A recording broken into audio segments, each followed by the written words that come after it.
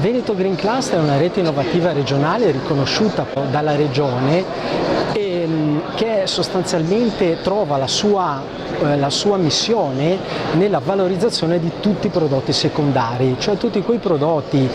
prevalentemente di origine industriale che sarebbero destinati ad un conferimento in discarica, quindi al loro non utilizzo o ai costi di gestione di questi rifiuti.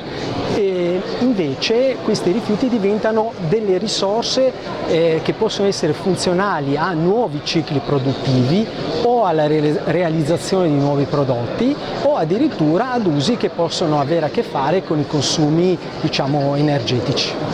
All'interno della rete innovativa partecipano intanto le imprese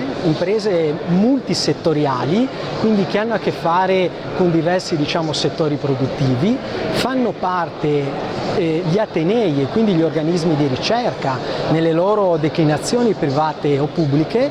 e fanno parte anche le istituzioni,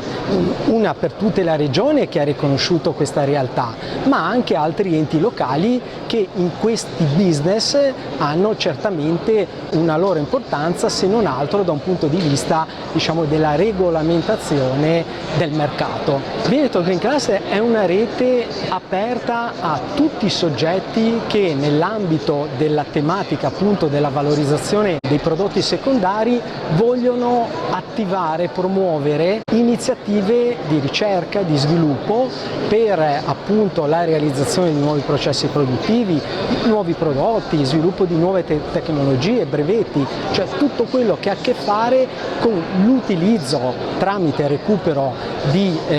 sostanzialmente rifiuti di origine industriale, quindi tutte attività che sono propedeutiche alla valorizzazione di nuovi business di questi prodotti. Quindi è una rete assolutamente aperta sia ai privati che ai pubblici.